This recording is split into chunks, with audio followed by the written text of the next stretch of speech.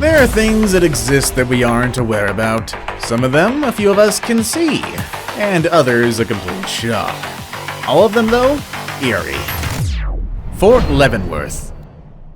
Fort Leavenworth is regarded as one of America's most haunted military installations. Though it's still in use today, residents and visitors claim that it's haunted by a slew of ghosts who roam its halls and grounds. General George Armstrong Custer is said to roam the general's residence, one of the more famous haunts. Though he didn't die here, his spirit is said to have remained following his conviction for mistreating his troops and abandoning his command. However, some structures are more unsettling than others. The Rookery is the oldest and most haunted. The U.S. Army reports numerous incidents involving Rookery residents, including missing objects, unexplained sounds, ghostly visitors, and more. One of the ghosts is said to be a woman with long hair who claws at residents with her fingernails. St. Ignatius Chapel, rebuilt several times due to fires, is another haunted location. A house now stands where the chapel once stood, but residents claim to have seen the ghost of a young priest who died in a fire. On the other hand, the rebuilt chapel mysteriously burned down again in 2000. Monsters in the Mountains. Despite trying to remain neutral during the war, Switzerland was sought after by both powers. When Germany launched aggression against the country, the UK responded by sending reinforcements. That's how one British company ended up stationed in a remote Swiss Alps village. A few weeks after the British company arrived in the village, the residents began to notice a series of strange occurrences. Objects were vanishing, and valuables were taken from their homes. Still, that was nothing compared to having numerous children vanishing as well. One man from the British unit disappeared too. His name was Private Reginald. Because of these instances, everyone thought there must have been a monster in the mountains. And there was. As the soldiers patrolled the town one night, a figure was seen peering through the window of a house. The soldiers chased after it and discovered a cave carved in the snowdrift. Suddenly, there were shots inside the cave, so the soldiers returned fire. Soon, they explored the inside, and what they discovered was nightmarish. Inside was Reginald, who had been shot through the heart and surrounded by 7 children's half-eaten bodies. St. Francis Barracks. According to Redditor Mike New 513, the St. Francis Barracks is haunted. He said that when the Spanish built it, it was initially a home for monks and friars, but the British converted it into military barracks. After that, windows and doors slammed shut by themselves. Computers, lights, and office electronics have a history of randomly turning on and off, and there's reports of voices late at night, with some having a southern accent and others having a British accent. Same area as Camp Blanding. Served as a POW camp for German and Italian POWs during World War II. Said that some Waffen SS prisoners didn't think their fellow Germans were not enough, so they killed a few of them. Lights in some buildings turn on and off for no apparent reason, and doors and windows slam shut like I said. In his experience, it constantly felt like someone was looking over his shoulder. Finally, one of the Marine buddies was assigned to a barracks room where another had committed suicide a year before. The room's atmosphere? Dread and depression. Perhaps the feelings of the one who took his life, really. The Angels of Mons. The British Expeditionary Force was in action across the Channel on August 23, 1914, less than a month after the start of World War I. The hordes of German invaders had swept through most of Belgium and were on their way to France. The beleaguered British offered valiant resistance in the muddy fields of Mons, Belgium, but the German Empire's fresh troops appeared poised to encircle and annihilate the exhausted Brits. However, the British were able to flee and continue their fighting to the Marne. How is that, though? Well, according to legend, their prayers were answered at Mons when a ghostly host ascended from the sky and stopped the Kaiser's men as they closed in on the British. The frightened German horses reared up and brayed at an army of angels. This, of course, was a fable. At least it could be written off as one until an officer told the paranormal journal Light that a phenomenon did occur, which several officers and men at Mons witnessed. According to this officer, a strange cloud descended between the Germans and Brits, protecting the British army against the Germans.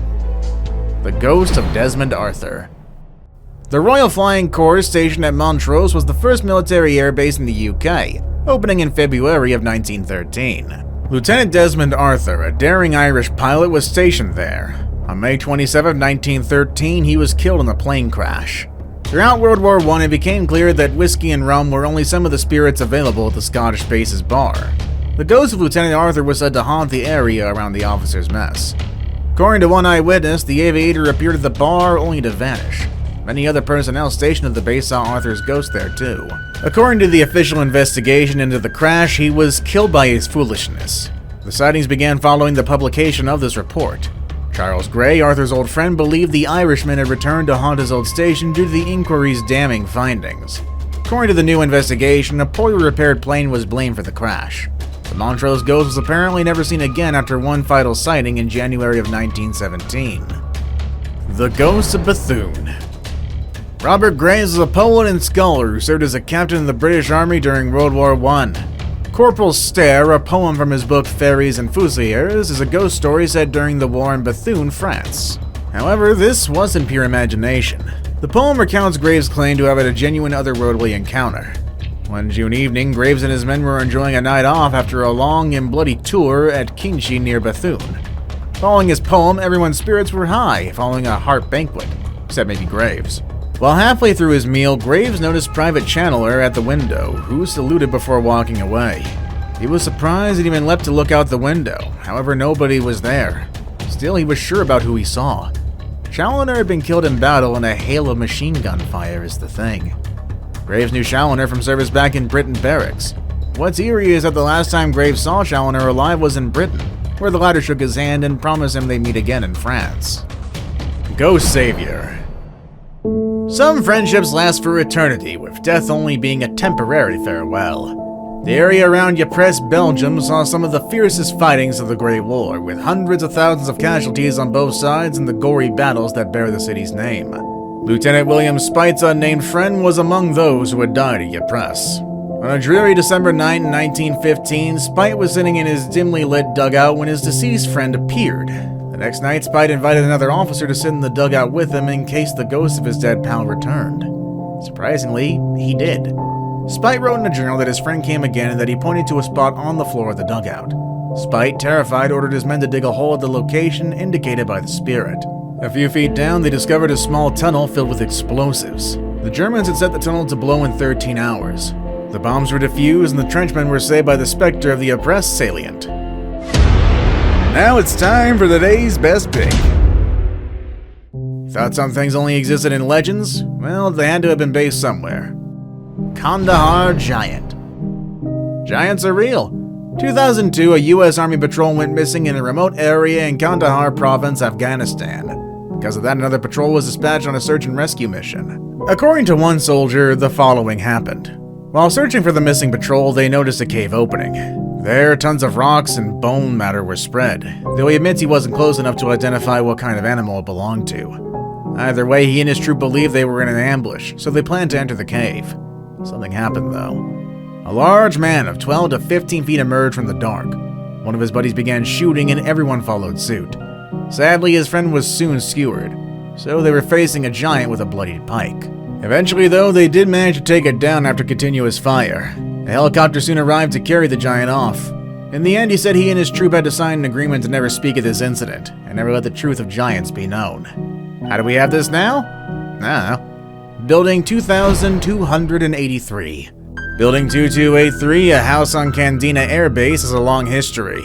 A ghostly woman was washing her hair in the middle of the night, and a samurai warrior riding through the living room. What's new is that author Jane Hitchcock paid a nighttime visit to the house with a few of her psychically sensitive friends. When they attempted to photograph the house, the camera refused, but it would work well when taking pictures of anything but the place. Then one of her friends heard a man's voice asking why they were there. That night, they obtained permission to hold a seance inside the house late at night. The author claims that they made contact with the ghosts at midnight during the seance. Two of them, a little girl and a boy, enjoyed playing together but were unaware that they were dead. They didn't realize the kids were terrified of the man on the horse. The seance also revealed that Mike, Hitchcock's friendly ghost, had traveled to the famously haunted house to protect the living. The experience so shook the visitors that they never returned. Jungle Ghosts. Marines in Vietnam would frequently attempt to recruit locals to assist them in their area of operations. Locals in some areas, however, were afraid of venturing into the thickest, darkest parts of the jungle.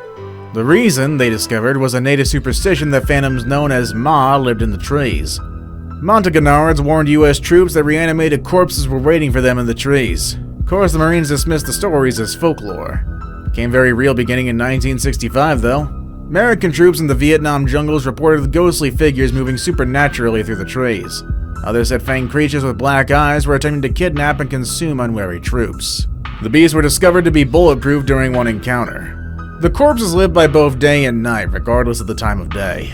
The military's top brass decided to remove the triple canopy jungle because it prevented sunlight from reaching them. That is why the military developed Agent Orange and napalm. To finish the job, the Marines would arrive with flamethrowers.